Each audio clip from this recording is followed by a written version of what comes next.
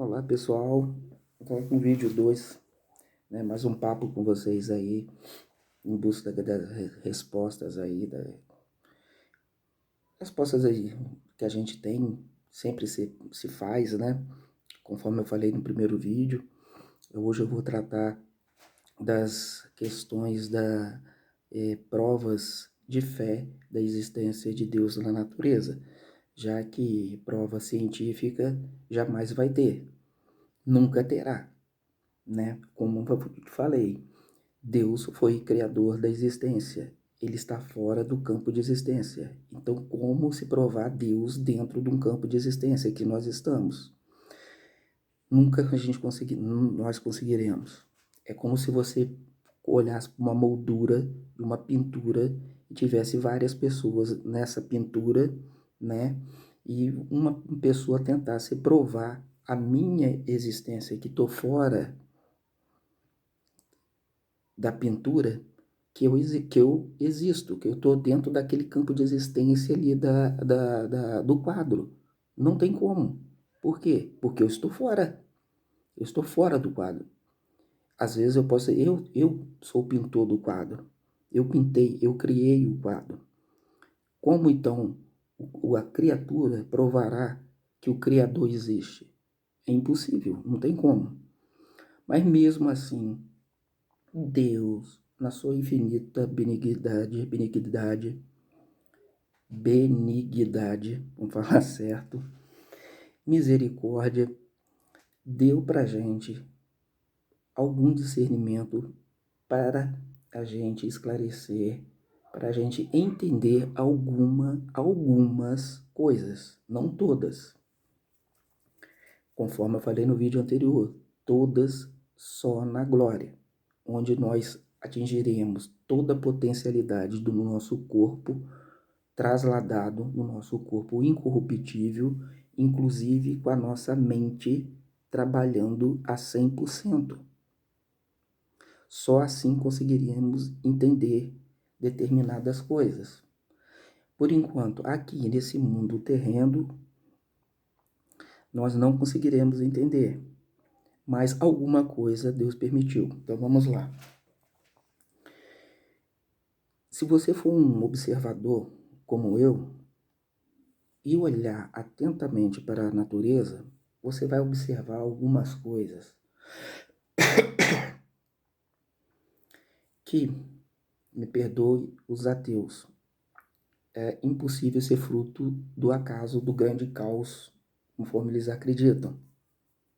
Porque tudo faz uma vou até repetir, uma estarrecedora sincronia de coisa. É um propósito fora de série. Tudo tem razão de ser. Tudo existe por causa de uma outra coisa. Uma coisa puxa a outra. Tudo na natureza é assim. Tudo que você for observar. Eu vou trazer alguns exemplos só, para nós não alongarmos. O outro vídeo ficou um pouco extenso, mas esse aqui vai ficar mais breve, vai ficar mais palatável para a gente entender. Olha a cachoeira, gente, uma queda d'água. Você sabe que a queda d'água, é um acúmulo de água que nasce logicamente, numa nascente, né, pedregosa, geralmente, e que vai jorrando, vai passando, vai correndo por ação da força da natureza. Normalmente tem aquela descida e ela vai passando, fazendo aquelas voltas, né? Aquelas voltas, muitas vezes formando um riacho, até encontrar a queda d'água, onde ela cai no vazio, no buraco. Vamos dizer, um buraco que eu digo é o vazio, né? Onde termina o caminho da cachoeira, desse córrego, ou desse rio, vamos dizer assim. Uma das grandes, que ninguém consegue comprovar, um dos grandes enigmas é o seguinte: tudo é formado de moléculas e átomos, desde quando a gente aprende lá, a tiazinha lá da quarta, terceira, sei lá, quinta série explica pra gente. Tem moléculas, átomos, tem células e um monte de coisas lá que a gente já esqueci. Quando a água está correndo, uma molécula está grudada, está encaixada na outra, porque senão ela não corria, tá certo? Então a água corrente, ela vai passando uma molécula de mão dada, como se estivesse de mão dada com a outra, passando, né, e levando a água, o H2O, que é a composição da água, e vai levando com essa ligadura através dessa ação que é da gravidade da Terra, né, numa descida. Quando chega na caída, na descida, onde ela forma a cachoeira, o que as pessoas, os estudiosos têm dificuldade de entender? Quando ela chega no vazio, por que ela não espalha e cai de forma diferente? Ela vai até um certo ponto, não é? Quando ela chega na descida, por que ela não espalha e não cai de forma diferente? O que a gente vê? A gente vê uma perfeita ordem de descida. A cachoeira, ela cai harmonicamente. A cachoeira cai assim. Ela vem, uma molécula puxando a outra, e quando chega aqui no finalzinho dela, ela cai assim, continua caindo de forma contínua. Ela cai com uma molécula puxando a outra, numa queda livre. Isso, fisicamente, ela teria que se esparçar, entendeu? Por causa do efeito da gravidade. Por que ela cai harmonicamente, fazendo aquele efeito bonito que a gente conhece de descida d'água? A ciência não explica, entendeu? Eu indico isso como sinal de Deus, entendeu? Como parte do paraíso que se perdeu. Logicamente, houve o paraíso aqui, como criacionista que eu sou. Eu acho que algumas coisas ficaram, porque tudo foi contaminado, né, com o pecado original de Adão e Eva, mas alguma coisa do paraíso deve ter ficado. Era um lugar lindo, um lugar perfeito. E se você olhar a cachoeira, uma queda d'água bonita, você fica maravilhado. Eu acho que isso fazia parte do Jardim do Éden. E tudo harmônico. Você vê que os elementos químicos não se dispersam e eles vão descendo, um puxando o outro de forma harmônica. E digo mais, quando ela cai, normalmente ela bate ela não cai assim dentro de uma poça de água. Normalmente ela cai dentro de uma formação rochosa, né? Um monte de pedras, vamos dizer assim. Depois, logicamente, forma a poça d'água lá. Mas ela cai num monte de formação rochosa e pasme, pela força que ela cai, pela gravidade que impulsiona, que puxa, né? Pela força que ela cai e pelo impacto que ela dá na rocha, na pedra, ela muda de um estado para o outro. Ela muda de um estado líquido e passa para um estado de vapor. Vira um vapor d'água. Olha que maravilha, gente. Como é que você explica um negócio desse? Se não existe Deus. Tira Deus da equação e explica isso. Como é que uma coisa líquida, né, em razão de um impacto profundo, uma coisa tão harmoniosa que veio harmonioso, de repente vira vapor, ou seja, uma coisa que era tangível, uma coisa que era a água que você conseguia segurar nas mãos, vira vapor que você não consegue segurar nas mãos. Vira uma coisa intangível. Como é que explica uma coisa dessa? Tirando Deus da equação. Isso é uma assinatura de Deus na natureza. Outra coisa, gente, assim, que eu acho legal também de você estar na natureza, muitas pessoas não se dão conta. Principalmente a pessoa quando você tem agora de frio, está com tosse, costuma pedir própolis, mel, com limão para fazer gargarejo. Eu mesmo estou precisando. A gente vai num supermercado, vai numa farmácia e acha lá um potinho de mel lá. Vocês acham que aquele pote de mel brotou do nada? Hein? O que vocês me digam? Vocês acham que aquele pote de mel, aquele potinho de mel que vai te ajudar, vai ser uma espécie de tratamento curativo, uma enfermidade que você tem no corpo, brotou do nada? Lógico que não, gente. Isso veio de um processo da natureza. Ou seja, foi necessário uma abelha pousar numa flor específica, sugar o néctar, né, que é a matéria-prima do mel, passar por dentro do organismo dessa abelha, que é um bichinho desse tamanhozinho assim, passar por dentro do organismo dele. Muita gente fala que o mel, não sei se até que ponto isso assim é verdade, o mel é o vômito da abelha. É como se fosse equiparado ao vômito da abelha. E a abelha aí fabrica o mel. Você, um enxame de abelhas, você colocando lá as técnicas necessárias, né? Você colocando a colmeia lá, você consegue extrair uma grande quantidade de mel. E pode comercializar isso, porque o mel é utilizado para várias coisas. O mel é utilizado para produtos de... como é que vou dizer agora?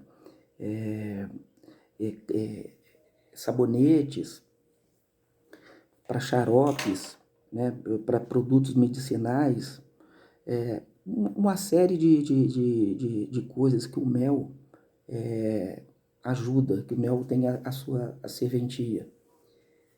E a gente se esquece como é que ele foi feito. A gente olha simplesmente um pote na prateleira e vê que isso foi fruto de um verdadeiro milagre de Deus, de uma assinatura de Deus na natureza. Então eu coloco aqui uma segunda assinatura de Deus. Outra coisa interessante, gente, que a gente não pode perder de vista. Uma assinatura de Deus. No mundo, a gente tem a capacidade auditiva que Deus deu pra gente. 5 sentidos. Nós temos 5 sentidos. A visão, né? O olfato, o paladar, a audição. E logicamente, o tato, né? E essa audição, gente, ela é altamente seletiva, capaz de distinguir barulho de música, de arte. Olha como Deus é maravilhoso. Os grandes musicistas, os grandes autores de músicas clássicas, eles não criaram a música, vamos dizer assim. Mozart, estou colocando os clássicos, né? Mozart, Beethoven, Bach, Vivaldi, Chopin e Wagner e outros tantos por aí. O que eles tiveram foi a sensibilidade de perceber notas musicais espalhadas na natureza e harmonizá-las, colocá-las em série de forma assim organizada, né, harmoniosa, a fim de elaborar uma melodia. Eu não sou um estudioso de música, mas algumas coisas a gente pode... Um arranjo, melodia e ritmo. Depois coloca até voz, se quiser. Mas aí os grandes musicistas nem precisavam, né, de vozes, porque só a música em si já era uma assinatura de arte, já era a arte na sua essência. Então eles não criaram, eles tiveram a sensibilidade de escolher as notas certas que tem na natureza. Então o que diferencia o barulho da música? Nada mais é do que a sequência organizada. Se você entrar numa sala de aula de alfabetização e que tem lá na grade lá, igual teve na escola da minha filha, uma aula de música para crianças de 5 anos, você vai sair enlouquecido de lá de dentro. Porque, vou te falar, é uma tristeza, é uma bateção, você fica louco lá dentro. Porque tem bateria, tem vitrola, tem flauta, tem isso e tem aquilo, tem todos os tipos de instrumento, tem piano, e tem criança batendo no caneco, no tambor, tem criança gritando, tem criança correndo, tem criança fazendo birra, tem criança que... É uma coisa de louco. Só quem é pai e mãe de crianças assim pode testemunhar. Então aquilo ali é o quê? É uma criação de um grande barulho. O que de arte tem ali? A arte mesmo é só deles, né? Das crianças, né? Que fazem arte ali, né? No sentido, vamos dizer assim, mais lúdico da palavra. Mas arte, na essência, não tem nada. Aquilo ali foi barulho. Eles criaram barulho. Os grandes musicistas, que eu acabei de citar aqui, eles não foram muito diferentes dessas crianças. A única coisa que eles fizeram foram selecionar aqueles barulhos, vamos dizer assim, refiná-los com instrumentos apropriados para isso, né? Refiná-los, né? E elaborar melodias, arranjos e ritmos que fizessem sentido, que fosse agradável, palatável, aprazível ao ouvido humano. Tanto que as grandes óperas, os grandes teatros, onde eram feitas as apresentações, as pessoas ficavam maravilhadas de ver. Se você vai numa orquestra hoje em dia, a, o espetáculo em si é maravilhoso, porque tudo é orquestrado, tudo tem um sentido. Os tambores vão tocar numa hora, o violino vai tocar numa hora, numa sequência lógica, numa partitura, porque eles vão ler lá a partitura, que você fica vendo lá a partitura, a pessoa passando a mão toda hora na coisa, e tudo sendo orquestrado pelo maestro, né? Aquele cara do prato que bate vai entrar na hora certa, e isso tudo gera arte, música, né? Transformar o barulho em arte. Como é que se explica isso? Eu pergunto outra coisa. Como se explica transformar barulho que se encontra na natureza em uma verdadeira arte? Você consegue explicar isso através de método científico? Claro que não. Mas como é que você consegue explicar? Você consegue explicar Deus por causa disso? Também não. Mas tem como duvidar que Deus existe? No meu entendimento, no meu assim humilde entendimento, pelas 3 exemplos que eu acabei de citar na natureza, se você tirar Deus da equação, nada disso acontece. Nada. Entendeu? Nada disso acontece.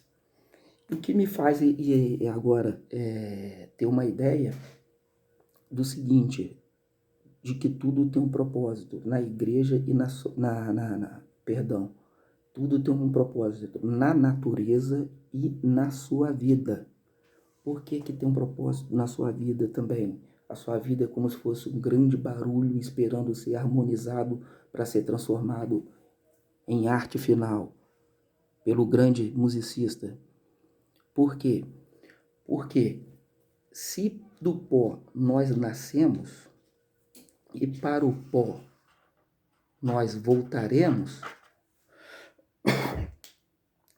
se isso for uma verdade universal, qual o sentido da vida? Eu pergunto para vocês. Se do pó nós do vídeo passado, é uma das teorias da vida das teorias existenciais do vídeo passado. Se do pó nós viemos e para o pó nós voltaremos, qual o sentido da vida? O sentido da vida é nós adorarmos a Deus. Nós viemos aqui para progredir cada vez mais através de vivências positivas e vivências, infelizmente, negativas.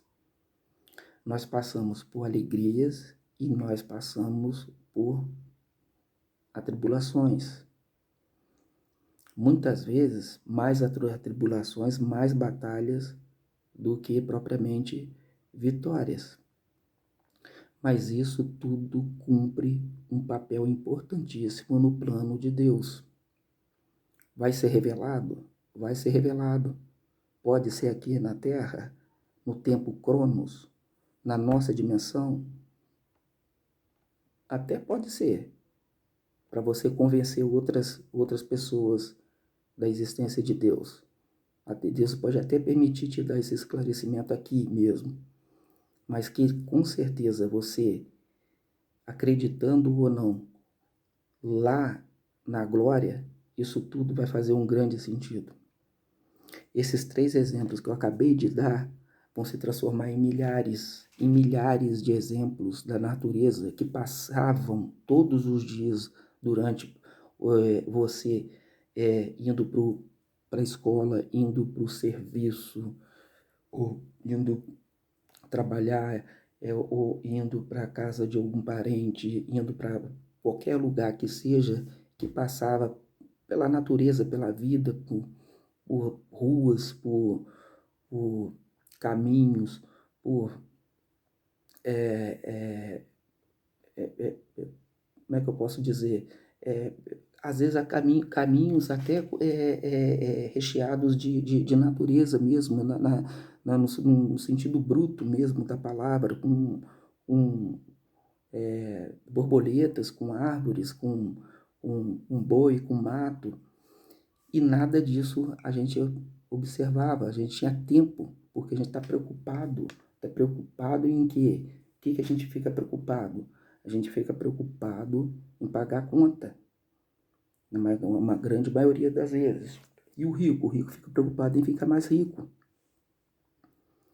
Não paramos para ver, analisar a natureza. Porque se você parar para analisar a natureza, você não vai encontrar só essas 3 aqui, você vai encontrar inúmeras assinaturas de Deus. Tá ok, gente? Então, esse foi mais um vídeo que eu vou encerrar por aqui. E no terceiro vídeo, eu vou falar também uma coisa bastante interessante, que é a questão interessante e uma coisa bem sensível também, que tem que ter muito cuidado para tocar nesse ponto, mas que não pode deixar de ser tocado nesse ponto, porque é uma coisa importante para as pessoas curiosas como eu ficarem sabendo também, que é a questão do julgamento, né? E a questão do mal em si. Por que que existe o mal? Se Deus é bom, por que que existe o mal? Se Deus é bom, por que que tem pessoas boas morrendo, adoecendo? Se existe mal, por que que existem crianças, infelizmente, passando por coisas que a gente nem imagina, de tanto sofrimento? Os familiares também, os pais. Isso era uma coisa que me batia muito na minha cabeça. Uns anos atrás, vocês todos devem lembrar, vocês que têm um pouco mais de 30 anos devem lembrar. Uns anos atrás, aconteceu um fato com um garotinho de 7 anos, 6 para 7 anos. Esse garotinho se chamava João Hélio. Ele foi vítima de um assalto junto com a família. A família foi expulsa do carro, foi empurrada, literalmente empurrada do carro. Os assaltantes tomaram um carro, né, obviamente armados, e o menino ficou preso no cinto de segurança do lado de fora. Os assaltantes não viram, obviamente também com adrenalina lá em cima, né, de nervosismo, querendo evadir o mais rápido do local, e arrancaram o carro com o menino preso. Eu, como pai, eu fico até emocionado, porque eu tenho uma filha exatamente com a idade do João Hélio quando isso aconteceu. O menino foi arrastado por 7 quilômetros. Agora você imagina, um menino sendo arrastado por 7 quilômetros. E eu todo dia pedia para Deus me dar o esclarecimento, me dar a compreensão, me dar a dádiva, me dar a luz divina, me dar a sabedoria para poder entender essas coisas. Porque não batia na minha cabeça. E por mais que eu perguntasse a padres, pastores e bispos e qualquer autoridade religiosa, todos tinham uma resposta e nenhuma me convencia. Nenhuma me convencia. Até que eu, através dos estudos que eu falei que eu faço, pegando um pedacinho daqui, um pedacinho dali, eu consegui chegar numa, não vou dizer numa resposta, mas eu vou dizer num conforto. Um conforto em Deus. E isso vai ser tratado no próximo vídeo que eu vou fazer. Se o mal existe, né? Por que Deus permitiu que o mal entrasse? Se Deus é onisciente, por que ele não exterminou o diabo assim que o fez? Entenderam? Então isso aí vai ser debatido no próximo vídeo. E até lá, se Deus quiser. Um beijo no coração de vocês. E mais uma vez que o Espírito Santo esteja na casa de vocês, abençoando e agraciando a todos. Tá certo? Um beijo no coração. Fique com Deus.